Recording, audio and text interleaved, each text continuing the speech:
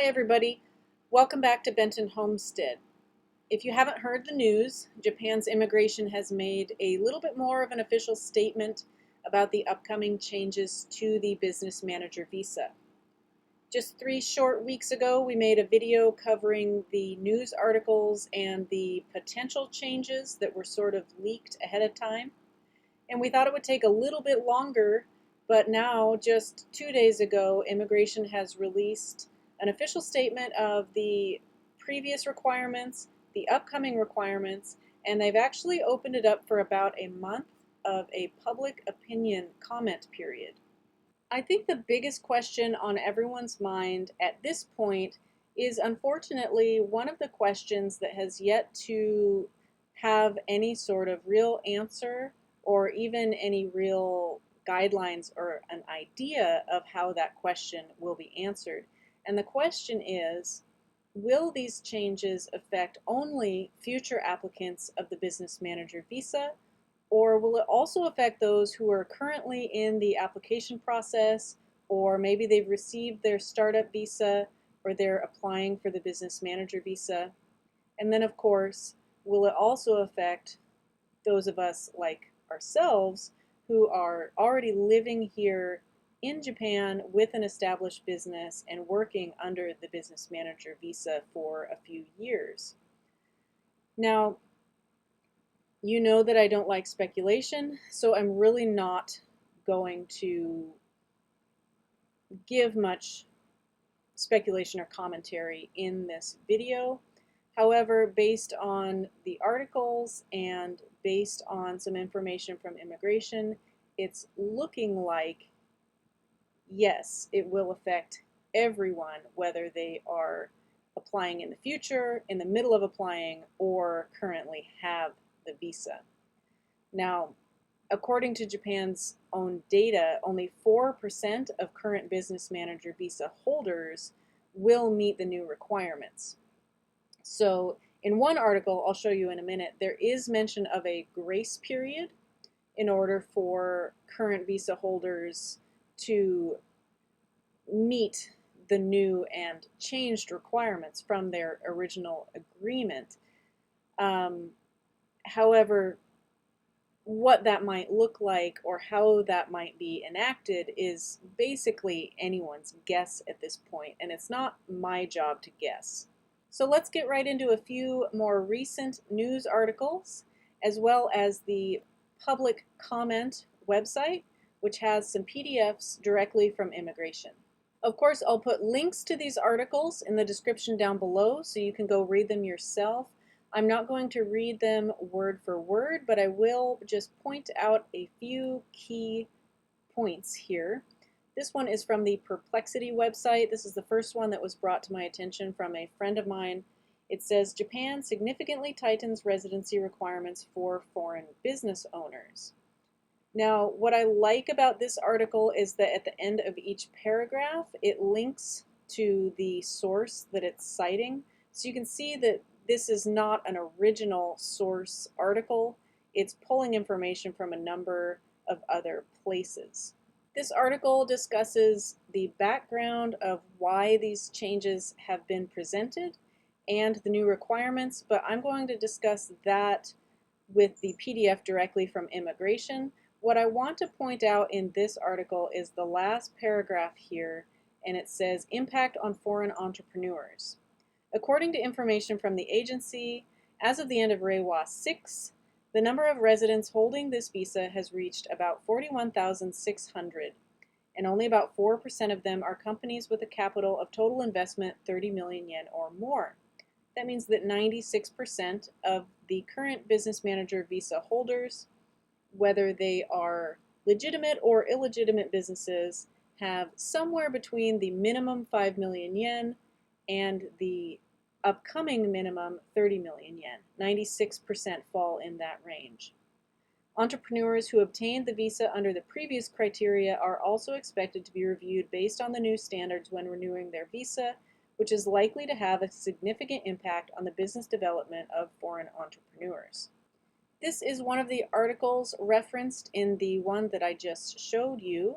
This one is the Sankei Shimbun entitled Capital Requirement for Foreign Entrepreneurs Business Manager Visa to be raised from 5 million yen to 30 million yen. And this article has a lot of the same information that many sources are sharing just in the last few days. But what I'd like to point out to you here is, again, in the last paragraph, it says, managers who have obtained qualifications under the previous requirements are also expected to be screened under the new standards when renewing their qualifications. The agency said it would be too strict to not allow renewal of qualifications just because someone cannot immediately meet the new requirements, so we will consider each case individually and respond flexibly. This is basically giving me hope. That is good news. Now, because this is a machine-translated article, it was written in Japanese. I'm not sure exactly who that quote is from, but if that is true, if Japan's immigration is willing to consider each case individually and respond flexibly, that might give ourselves and other small businesses, especially those working in the rural countryside areas, revitalizing the countryside, working in areas where the population is declining. That paragraph gives me some hope. But again, those are news articles. So let's get into the real meat and potatoes of this situation. We're going to jump over to the eGov public comment website. This website, of course, is also in Japanese, so this is an auto translation. Some of the words are a little garbled and incorrect, but if you scroll down, you can see that they've provided us with some PDFs here. We're going to take a look at two of those PDFs. Of course, they are also in Japanese. This one I'm going to read through first. This was translated to English by a Japanese professional in the immigration field. So this is not garbled text. This is actually a trustworthy translation from Japanese to English. Here we see the first change clearly laid out. Business manager status of residence shall be revised as follows. Regarding the scale of the business in question. A, the business must employ at least one full-time employee residing in Japan, in addition to the applicant engaged in management or administration. And B, the amount of capital or total investment must be at least 30 million yen, raised from the current 5 million yen requirement. And C, subparagraph C, which allowed for recognition of equivalent scale, shall be deleted, and both conditions A and B must be satisfied. What that's referring to is that previously there was the option for those looking to receive the business manager visa. They could, in lieu of the 5 million yen requirement, instead begin by hiring 2 full-time employees in Japan.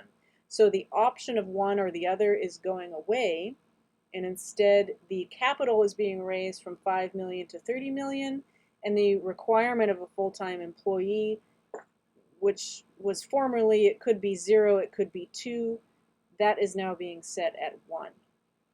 Now this is the surprise addition that none of the articles were reporting 3 weeks ago. Applicants must meet one of the following conditions. A, hold a doctoral, master's, or professional degree in the field of business management, or in a field requiring technical knowledge necessary for the applied business. Or B, have at least 3 years of experience in business management or administration, and they are gracious enough to say that that can include your periods of stay in Japan under the designated activities for preparing your business activities, such as securing office space for trade or other business operations.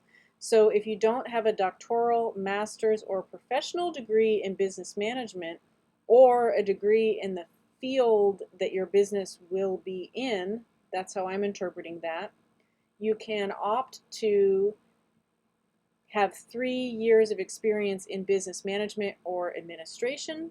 And if you're a current business manager visa holder, those 3 years can include all or part of your time in Japan under the startup visa and the business manager visa. Additionally, there's also a change here to how the business plan is evaluated, and it must now be evaluated by a person with specialized knowledge in business management, but it doesn't specify exactly what that means, so that could potentially be a business consultant, for example, or possibly an immigration lawyer, not sure exactly there. And this section here is another example where it's clarifying that it used to be an A or B, and now it's an A and B. So this is regarding documentation of business scale. You need to show clarifying documents of the number of full-time employees, their wages, and a copy of their residence card or just documentation of who they are, as well as documents clarifying the amount of capital or total investment. So that's just another way of saying that you have to have the capital requirement and you also have to have the employee requirement. Lastly, down at the bottom, it specifies that enforcement will be mid-October 2025. This is coming directly from immigration. Now, going back to the eGov public comment website, we're going to look at this other PDF, which is Opinion Solicitation Guidelines. Again, these PDFs are in Japanese, so this is just an automatic translation. Therefore, the content is a little bit garbled. It cannot be 100% trusted. But what I wanted to tell you here is that the comment collection period is from Tuesday, August 26th to Wednesday, September 24th. Machine translation does not know how to translate Japanese years, so it is not 2020, this is 2025. That means we have until September 24th at midnight of this year to submit our opinions. This section tells you how to submit opinions. It says you can submit them on the website, via email, or by snail mail. Number 4 is an important section. Points to note when submitting opinions. Opinions must be submitted in Japanese. Opinions must stay on topic. And if you're an individual, please provide your name, address, and other contact details.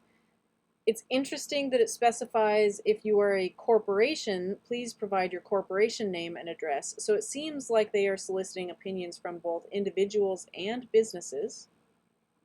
And it's also very interesting that it specifies your contact information is there in case there are unclear points regarding the content of your opinion. So it sounds like they are going to take this very seriously if they're considering contacting people to clarify the content of their statement. Hopping back over to the website here, if you scroll down to the very bottom, again, this is an automatically translated website, so it looks a little funny, but this is the button that you hit to submit your opinion. Now, in very serendipitous timing, just as I was sitting down to start filming this video, I received an email from one of the business professionals that we've worked with over our time here in Japan, and he took it upon himself to share some information. He wrote an email outlining the proposed changes to the business manager visa with some links and other resources for them to read, as well as a link to the public comment website. And he wrote a little bit here that I would like to share with you because I think it summarizes it much better than I could myself. He wrote, "While the House of Councilors election may have an impact, this move is not only the exact opposite of the recent nationwide expansion of the startup visas, but if it passes, it will pose a life or death issue for foreign founders like Mr. Benton, who have invested all their assets and worked diligently up until now." Keep in mind, again, this is an auto translation. It was written in Japanese, so it sounds a little funny. Furthermore, while the abuse of business manager visas is primarily a problem in metropolitan areas, some believe that, from a regional perspective, foreign residents like Mr. Benton could potentially play a role in inbound tourism and regional revitalization, helping to resolve future issues in areas struggling with aging and depopulation. The implementation of this new system may have a significant impact on such efforts. I don't know how many foreigners besides Mr. Benton are residing on business manager visas in the Shimanami Kaido or Imabari, but as of the end of last year, there were approximately 41,000 business manager visa holders in Japan as a whole, and 51 of those are in Ehime Prefecture. Personally, while I understand the purpose of this system revision, applying it to all foreign founders working hard in their local communities would have a huge impact. So I would like to make some kind of contribution, including submitting a public comment. Like Mr. Benton, I would like to ask that some kind of support be considered for those based in Imabari City. Thank you very much. I really could not have put that better myself, and I appreciate that that is not coming from us, that's coming from a Japanese professional to other professionals. So I am going to keep my word that this video is not going to have a lot of commentary, but we will have an opportunity for that coming up very soon, as this weekend is our monthly live stream. So of course this is going to be the topic that I'm sure everyone's questions will be. So we've just made this the monthly topic and we will discuss. However, I want to make it very clear, I was already asked previously to have a live chat on this subject, and I sort of declined just because I'm a little hesitant. However, I think it's very important for all of us to get together and share our ideas, but I will have additional ground rules in place for the comments, and everyone will be expected to follow them because I will not have our live stream turn into a dumpster fire.